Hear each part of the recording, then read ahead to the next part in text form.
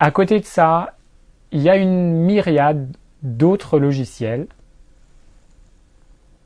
qui sont, on va dire, ça me fait vraiment penser au débat Canon, Nikon contre le reste des autres marques, où on a vraiment deux gros logiciels leaders avec des fonctionnalités très cohérentes.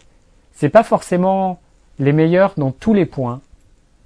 Par exemple, tel autre logiciel peut avoir un meilleur rendu des couleurs au final. Lightroom, par exemple, a longtemps été critiqué justement pour ce rendu des couleurs qui était pas idéal. C'est corrigé aujourd'hui, mais en attendant, il y a eu pas mal d'utilisateurs qui ont du coup utilisé d'autres logiciels. Mais globalement, le logiciel d'Apple et le logiciel d'Adobe sont les plus cohérents, ceux qui seront aussi, à mon avis, les plus suivis sur le long terme, parce que soutenus par des très grosses sociétés. Et comme je vous disais tout à l'heure, le côté pérennité du format RAW, on ne sait pas trop ce que ça va donner.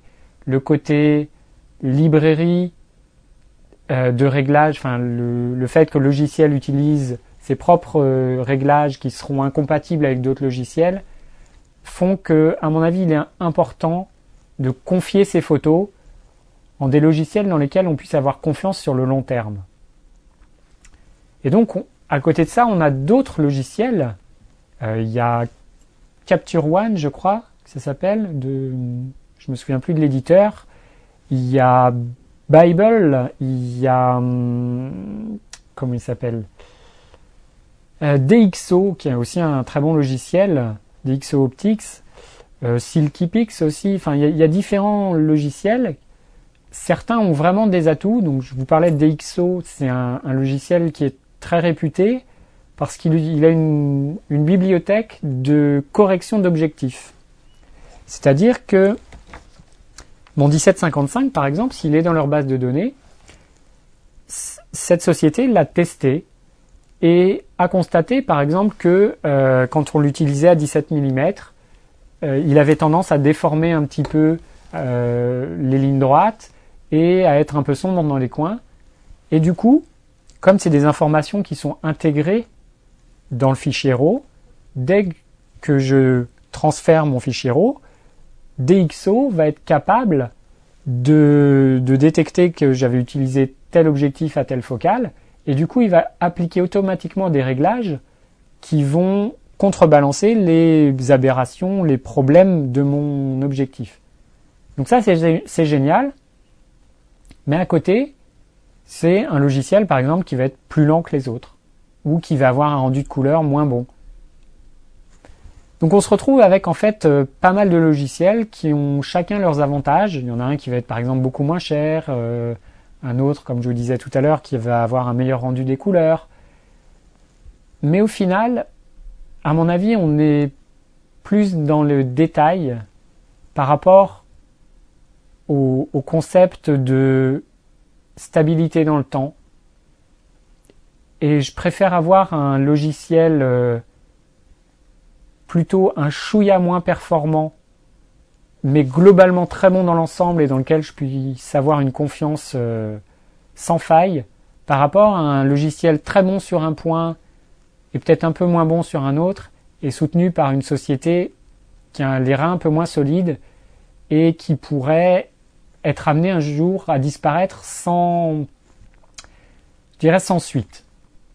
Et si je vous parle de ça et si j'insiste autant, c'est tout simplement parce que j'ai vécu ce problème. J'utilisais au début un logiciel qui s'appelle RAW Shooter. C'est vraiment le logiciel qui m'a fait passer au RAW parce que c'est un logiciel qui liste tous les fichiers RAW que vous avez dans un dossier et vous pouvez directement faire des modifications très rapidement de vos fichiers. Il y avait une version gratuite, une version payante. La version gratuite était d'ailleurs assez bonne, voire même excellente par rapport à son prix, c'est le cas de le dire. Malheureusement, Adobe a racheté cette société. C'était une petite boîte. Ils faisaient que ça, à ma connaissance en tout cas. Ils se sont fait racheter. Et du coup, du jour au lendemain, j'ai plus de nouvelles versions pour retoucher mes fichiers RAW. J'ai changé de boîtier et du coup, forcément, le logiciel n'étant plus à jour, il m'est impossible de retoucher mes photos faites avec mon nouveau boîtier avec mon ancien logiciel. Alors, je peux toujours ouvrir mes fichiers RAW avec un nouveau logiciel, pas de problème. Par contre, la migration de mes réglages, c'est-à-dire toutes les corrections que j'ai appliquées à mes fichiers RAW, elles sont perdues. C'est-à-dire que je n'ai pas pu réimporter mes réglages dans Lightroom quand du coup j'ai acheté Lightroom parce que c'était le logiciel le plus apte à poursuivre les réglages que j'effectuais. Donc aujourd'hui, je suis un petit peu bloqué parce que soit je réimporte mes fichiers RAW dans Lightroom et là je repars de zéro, c'est-à-dire tous les réglages que j'ai effectués sur mes RAW sont perdus. C'est un petit peu difficile, mais c'est une des possibilités. Soit j'utilise RAW Shooter, qui fonctionne encore très bien sur mon ordinateur, pour exporter en JPEG tous mes fichiers RAW avec les réglages d'appliquer, les corrections de couleurs, les recadrages et tout ça. Et du coup, je me satisfais, on va dire, des JPEG.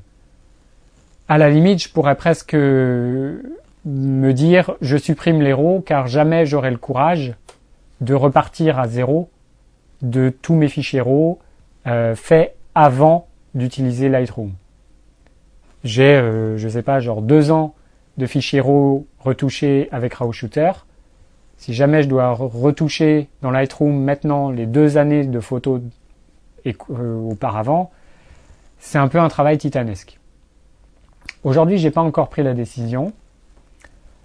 Je pense que l'idéal, c'est toujours de conserver les deux, c'est-à-dire que je peux profiter de l'export de mes JPEG qui inclut quand même toutes mes corrections faites avec RAW Shooter, donc mes JPEG seront quand même de la meilleure qualité possible, et puis conserver les fichiers RAW si jamais j'ai un besoin de retouche par la suite.